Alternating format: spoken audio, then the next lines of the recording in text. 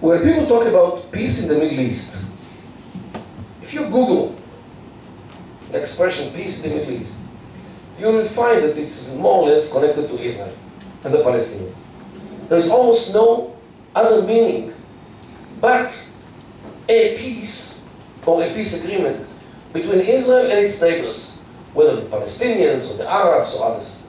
Peace in the Middle East is always in the media, academic circles, political circles, connected to Israel.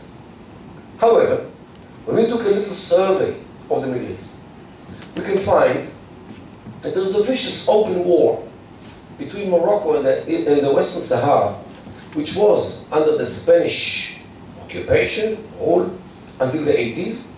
And since the Spaniards came out from that place, Morocco claims that it belongs to Morocco. Algeria claims that it has interest also here, but the local people are fighting for freedom.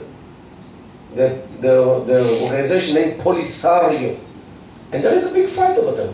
Even Iranian weapons were found there already.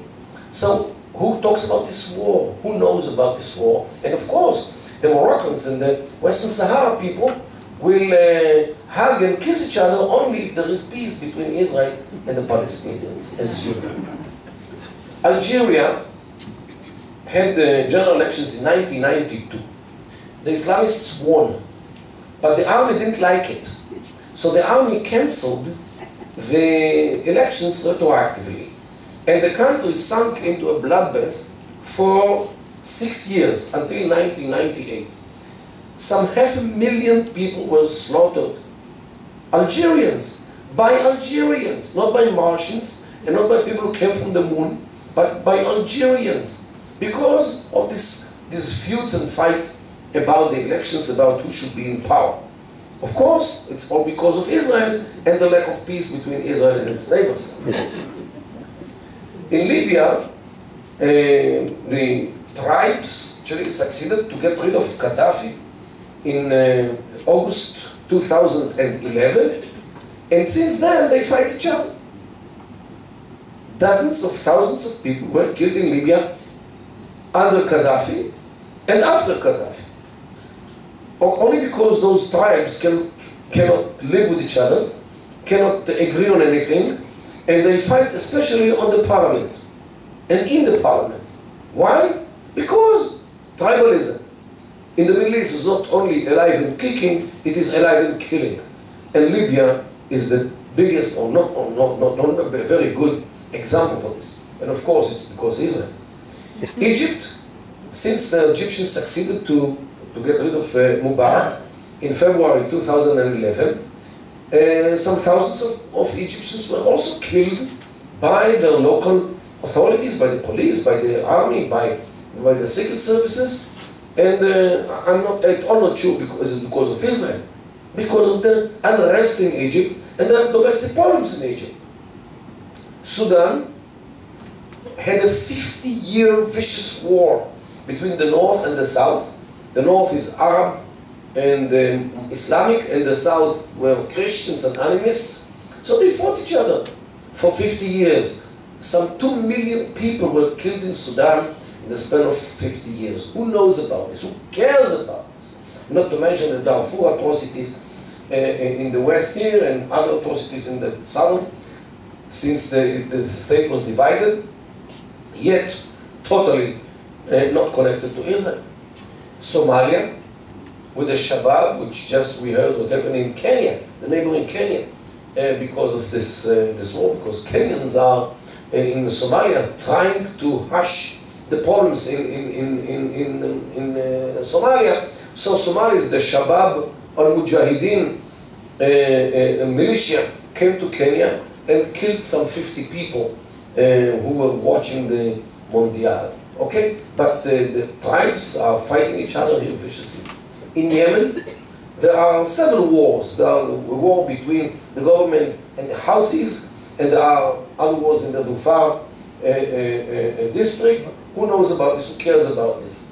Iraq, a bloodbath since 2003, and recently it is occupied by the Islamic State of Iraq and the Levant, or Iraq and the Sham, which is the same thing. which already controls all the space, starting in Aleppo, in northern Syria, all the way almost to Baghdad. Maybe while we are sitting here, they are already in Baghdad. Afternoon, they were already 60 kilometers from Baghdad. And 60 kilometers is a distance which can be crossed within an hour.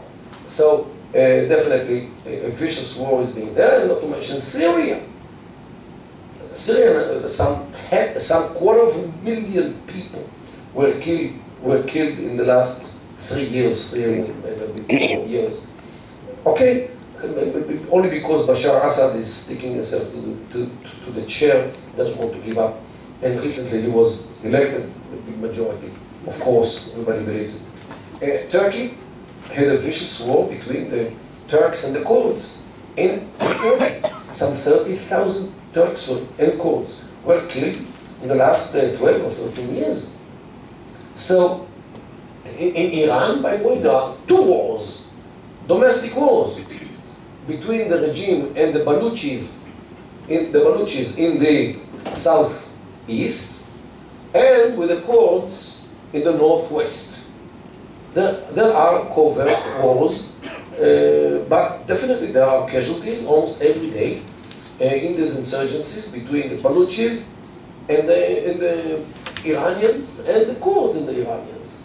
So wherever you go, almost in the Middle East, not to mention Mali, as we saw like a year ago, and the French were forced to interfere, and other parts in Africa as well.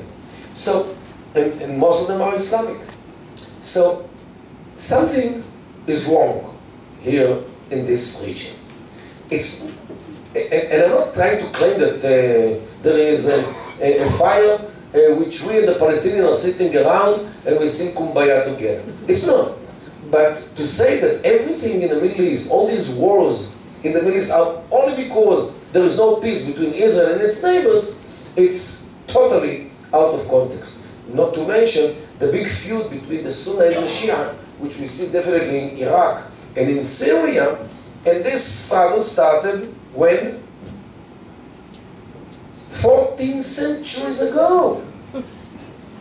And they are still fighting on the question who was the legitimate caliph, whether it was the 4th one, Ali bin Abi Talib, or the 5th one who took the caliphate from the 4th, or the 4th one, Muawiyah ibn Abi Sufyan. Those who follow Ali and his descendants until the end of time are the Shiites, while those who follow Muawiyah, the 5th one, are the Sunnis, and they are still fighting on the heritage of nobody knows what, because the caliphate doesn't exist, there are no caliph anymore, and anyway the Islamic world is divided and fragmented, so what do they fight about? Nobody really knows, but this is a good reason why to fight each other. So the Middle East definitely is a bunch of struggles which cost the lives of who knows how many thousands every single year, and it didn't start in recent years. It's almost forever. So, and this is, I would say, only the situation in the Middle East. Of course, Israel is there, and Israel has some problems with some Arabs, many Palestinians, or those who call themselves Palestinians, but this is only this sliver of the Middle East. Where are the other parts of the Middle East enjoying peace? That peace in the Middle East is only, or peace process in the Middle East is only restricted to Israel, usually.